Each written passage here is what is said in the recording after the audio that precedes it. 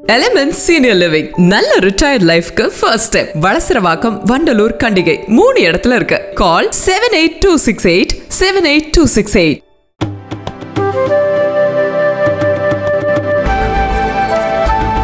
தமிழகத்தில் திமுக ஆட்சி அமைந்த பிறகு கல்வித்துறை மறுமலர்ச்சி அடைந்துள்ளதாகவும் முக்கிய கல்வி நிறுவனங்களில் தமிழக மாணவர்கள் சேர்ந்துள்ளதாகவும் முதல்வர் ஸ்டாலின் பெருமிதத்துடன் பேசினார்.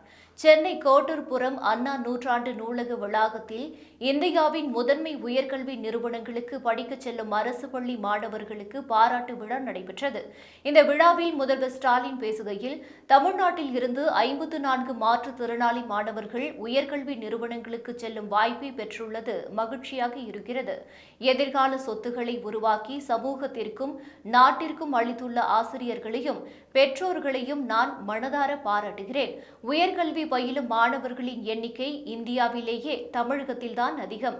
அனைத்து துறைகளிலும் முதன்மையாக விளங்கும் கல்வி நிறுவனங்களில் தமிழக மாணவர்கள் பயில இருக்கிறார்கள்.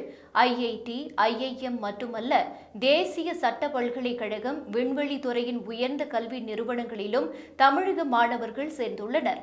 தைவான், மலேசியா, ஜப்பான் போன்ற நாடுகளில் உள்ள சிறந்த பல்கலைக்கழகங்களில் 14 தமிழ்நாட்டு மாணவர்கள் முழு கல்வி செலவை இலவசமாக பெற்றுள்ளனர். அந்த மாணவர்களின் முதல் முறை பயண செலவை தமிழ்நாடு அரசு ஏற்கும். மாணவர்களை பாதுகாக்க வேண்டும் என தைவான், மலேசியா நாட்டு தூதர்களிடம் ஒரு முதல்வராக நான் வலியுறுத்தியுள்ளேன். திமுக ஆட்சி அமைந்த பிறகு கல்வித்துறை மறுமலர்ச்சி அடைந்துள்ளது. கல்லூரிகளில் மாணவர் சேர்க்கை 17% அதிகரித்துள்ளது. புதுமை பெண் திட்டத்தின் பயனாக உயர்கல்வியில் மாணவிகள் சேர்க்கை 34% அதிகரித்துள்ளது. நான் முதல்வன் இணையதளம் மற்றும் மணற்கேணி செயலியில் சென்ற 10 ஆண்டுகளில் நடந்த பொதுத் தேர்வு வினாத்தாள்கள் இருக்கின்றன என்று முதல்வர் ஸ்டாலின் பேசினார்.